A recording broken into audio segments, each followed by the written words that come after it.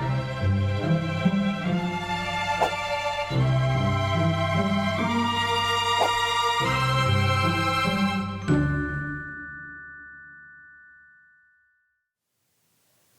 everyone, Russ here. I'm one of the leaders at Chelmsford Vineyard Church. I finally got my hair cut, chuffed about that. So a top tip, if you're a bloke, you might want to head down to the Turkish barbers in the vineyards in Great Baddow. I'll leave it for you to decide whether that's a tip to go and get your hair cut or a tip to avoid it if you don't like mine. But I'm chuffed I've got my hair cut.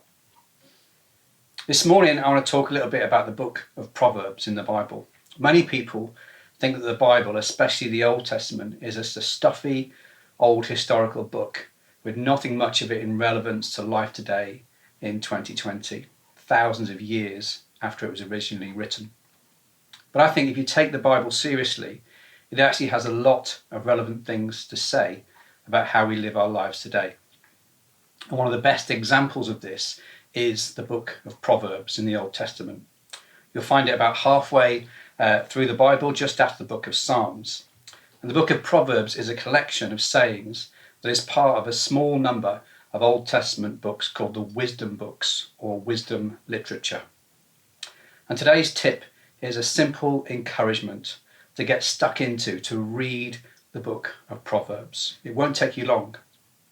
It has so much to say that is directly relevant today and bang on the money about friendships, about how we speak with each other, about how we speak about other people, about seeking truth in a world that's full of so many lies and misinformation, about work and our attitude to it, about poverty, about justice and social responsibility, and about marriage and relationships. The Hebrew word for proverb can actually be translated in a number of ways. One can be a parable, so a short story or saying with a moral message, an oracle, a revelation of divine truth, or even a taunt. Some of the direct Hebrew translations are of the word taunt. And that's right, a proverb can poke us like a taunt, like an insult, like a jibe, like a criticism that can be taken as an affront to us. And as you read Proverbs, you'll see that they're not always gentle. They may seem very black and white and even at times judgmental and provocative, but that's exactly what they're there for, to stimulate our thinking and cause us to look at our hearts and how we live out our lives.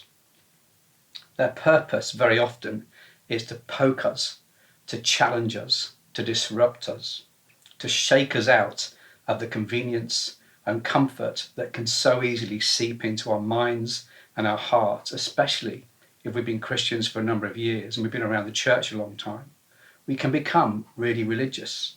We can appear to hold it all together on the outside and look the part, but in reality, on the inside, you may have lost a bit of the love, the grace, and the heart of God.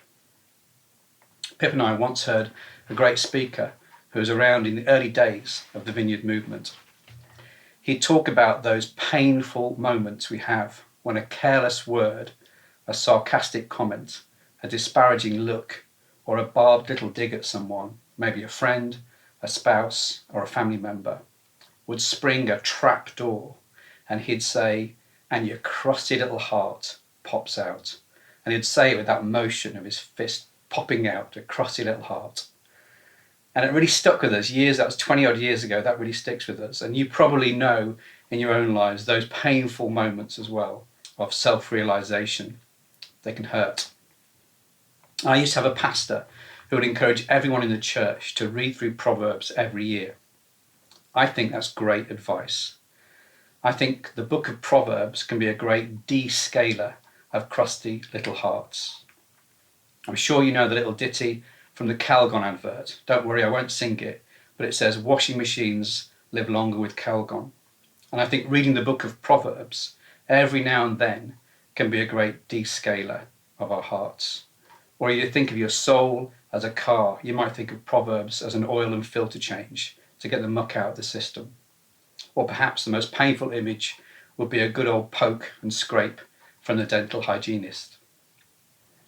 If we're going to honestly read and reflect on the book of Proverbs, then we need to be prepared to be poked, to be disrupted, to be agitated. It may well at times be an uncomfortable read, but it is so worth it. There is so much treasure in the book of Proverbs. It's called wisdom literature for very good reason. And that's because the book of Proverbs points to one of the fundamental qualities of God's character, and that's wisdom.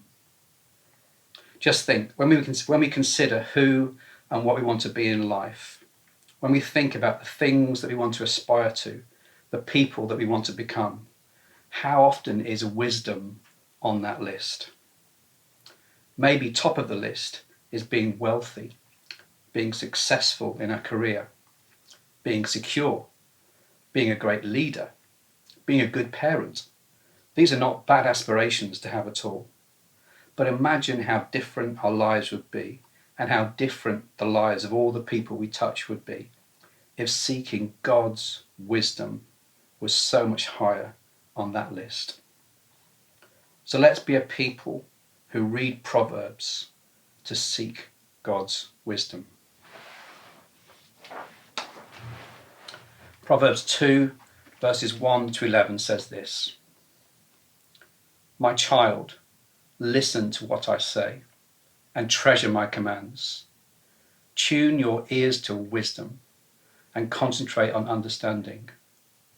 Cry out for insight and ask for understanding. Search for them as you would for silver. Seek them like hidden treasures. Then you will understand what it means to fear the Lord, and you will gain knowledge of God. For the Lord grants wisdom. From his mouth come knowledge and understanding. He grants a treasure of common sense to the honest. He is a shield to those who walk with integrity. He guards the paths of the just and protects those who are faithful to him. Then you will understand what is right, just, and fair, and you will find the right way to go. For wisdom will enter your heart, and knowledge will fill you with joy. Wise choices will watch over you. Understanding will keep you safe."